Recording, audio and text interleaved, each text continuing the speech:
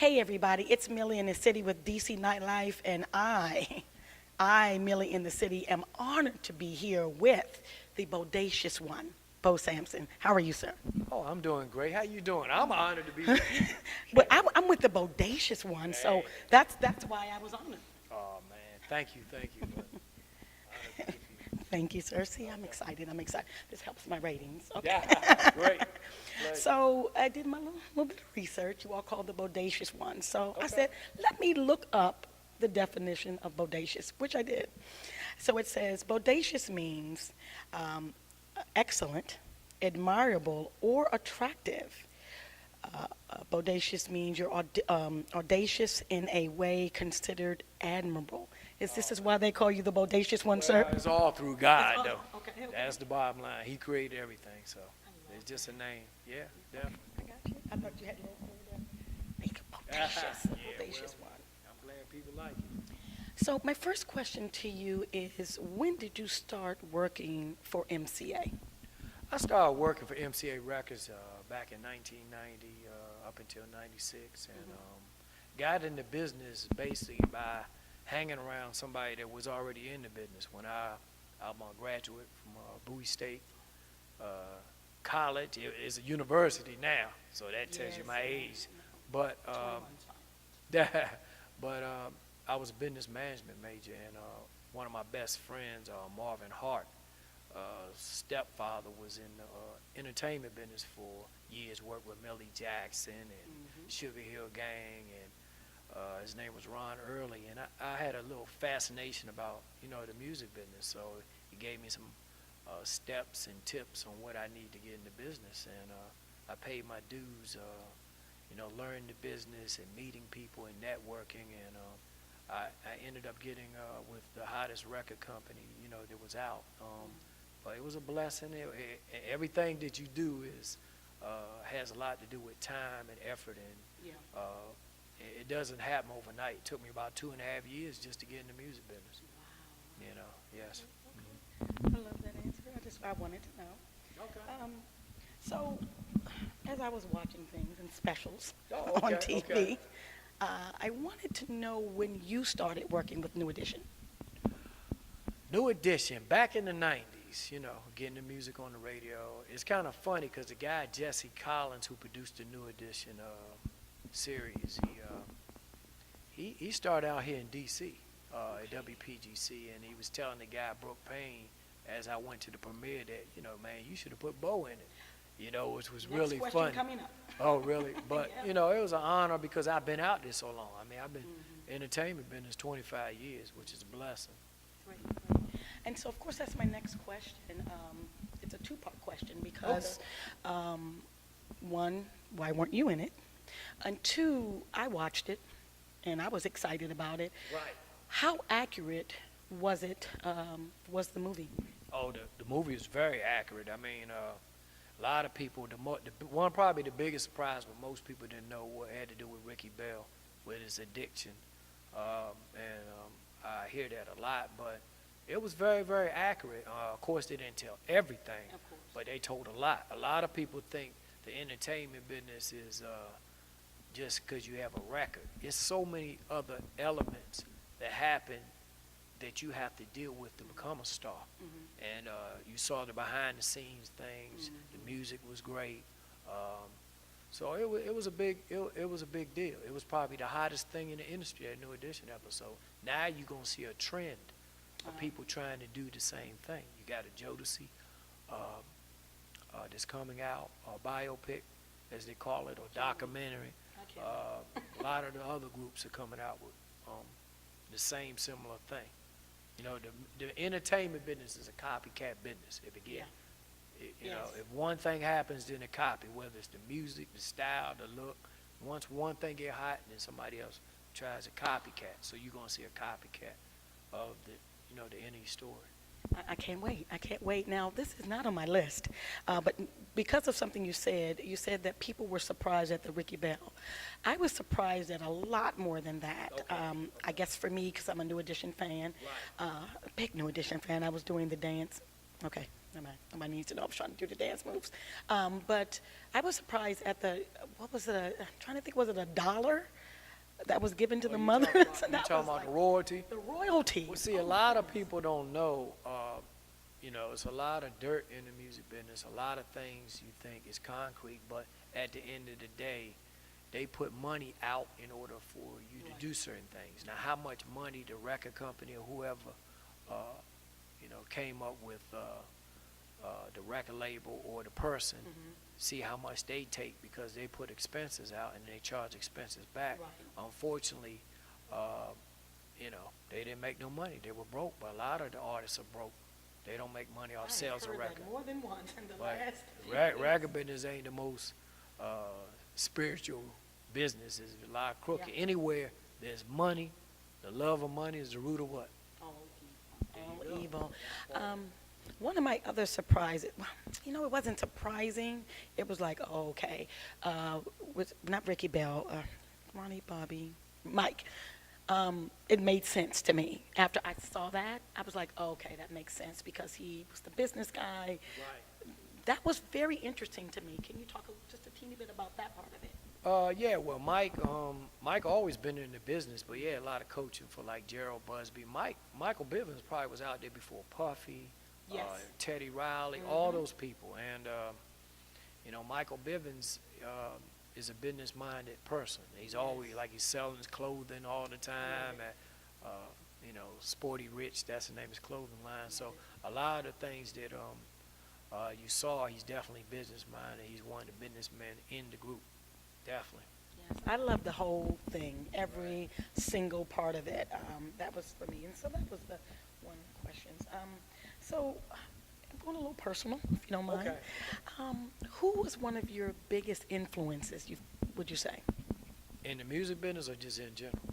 in general, personally? My father. I My read father was big in this business. My father sold vacuum cleaners door to door, knocked on every door in D.C. As I met my mother, sold her vacuum. Sold her vacuum cleaner. My mother didn't buy that vacuum cleaner, I wouldn't be here today. So he always taught me a lot of things, and hard work and being honest, and all that prevailed. Even my mom, I have a little mixture of both because both of them kept me in the, kept who I was to be in the business. Very hard to be honest in this business because for me, in order for me to be involved with somebody, they have to have talent, of course. They gotta have loyalty, and they gotta have value. Value is God. Loyalty is not going behind my back talking. Right. And you gotta have some ability. You gotta have all three. Most of the time, you only get 2 out of the 3. For me, I was able to keep my values being in a crooked business. But you can do it. I have no children. I wait every Father's Day. Nobody showed up on the porch. Never had a drug. Nobody came. Ain't nobody came yet. You my daddy. You my daddy. I mean, nobody. Oh yeah, not yet. I'll let you know. I got you. And so I love entertainment. I love my groups. Right. I love Jodeci. I love all of them. Yeah. So I guess my next question is, I was going to say one word, but I think it's hard. In 10 words or less, how Okay. how do you describe the music industry now, especially the state of R&B? Do you have at least 10 words, or you just have one word? Well, I don't know if it's 10 words. I had to think about it, but the problem is we're not able to break music in the way we used to, Exactly. and those entities have changed. Radio, retail, clubs, press, all of them have changed. Might be more than 10 words, but I like it. That's fine. That's fine. So I've asked you a lot of questions. I really appreciate you taking the time to speak with me today. Come through. We were just honored to be with you. So I'd like to play a game called Bo Knows Best. I like to play it. I think it's a fun game. I got some questions for you. We're going to go either or. You ready? Because you're from here, so I had to ask it. Okay. You ready? I think. Okay.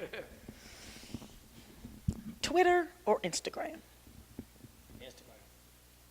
How did I know you were going to say that? Okay. Barbecue wings or buffalo wings? Barbecue. Okay, aren't you quick? Okay. Yep.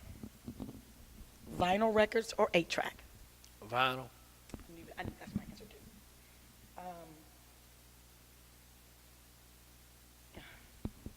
New Jack City or get rich or die trying? New Jack City. Tough one. Here's the tough one. Okay. You ready? Yep. Candy Girl or Mr. Telephone Man? Telephone Man. Oh, I didn't know you wanted to say that. Mine is Candy Girl. I'm a girl. It's different. No. Guys like Telephone Man. They like the telephone because they can't reach on. Okay, we won't go there. Okay. Here we go. I think this is going to be the toughest one for you. Okay. The Shrimp Boat or Eastern Market? Eastern Market. No, I won't let the Shrimp Boat people hear you say that. It's a tougher one. Addison Road or Benning Road? Benning Road. Oh, no. I can't grow up near Addison Road. Oh, my goodness. Ibex or Mr. Henry's? Ibex. Yes. Okay. That's because I live not too far from Rodney? Yes. Last one, because Bo knows best. Okay. Okay. All right, thanks. Mercedes or BMW? Mercedes. Really? Yep. Love it. Thank you again so much. I'm glad you played with me. I just had 10. I didn't know what you were going to say. I thought you would be like, oh, that's a tough one. And you didn't. And that's okay. Thank you so much for taking the time to speak with me, DC Nightlife, and DC Nightlife. So what are you doing now? What kind of projects do you have going on now? Well, I mean, a lot of people know me as being a promoter, but in order for me to stay in the game, you have to reinvent yourself. Mm-hmm. So I do consulting, I book shows, I've been on, done some TV appearances. I was on Chuck Brown Unsung and the Wale video. I did a little acting on Here We Go Again. I was a bartender. So I'm trying to do more things, more in the media, like, TV. A lot of people want me to manage them. I do management, I've done production. So I tried a little bit of everything. So I kind of consider myself a consultant, but I'm starting to think to move from the word consultant to analyst. Analyst might be a better word for you, sir. Yeah. So you got to change with the times. That's the key. Every business model changes. Right. In the entertainment business, the music business has changed, and you got to be able to reinvent yourself. Right, I love that. So this is a little gym, the VIP room, that I did not know about. I wish everyone could see what I'm looking at. It's simply beautiful in here. It's fantastic. Well, I appreciate it. Tell us a little bit about how it was created and a little bit about the VIP room. Go give them the address. Okay. Because, oh my gosh, this place is amazing. Well, it's a blessing. I mean, Sampson, my father, he created it. Where my father passed away in 2011, and my mother, who is the person that inspired us to do well, put the money back into place, and we reopened, we remodeled, and it's a family thing. The VIP room is 6201 3rd Street. You can create, it's not a club, but you can create the club atmosphere. It's a place where everybody's a VIP, Exactly. Wedding receptions, birthday parties, just having a good time.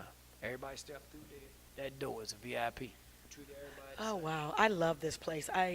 From this, I need people to come see. I need you guys to come see this place. It's a hidden gem, I think. I appreciate it. And you can use this place for anything. Yeah, well, we want to, be able to cater to what the people's needs are. In order for us to be in business, we have to be able to cater what the people want. We won't be in business unless the people support us. And if you would like to see more, go to theviproomdc.com, and that's on the web, and we love to see you.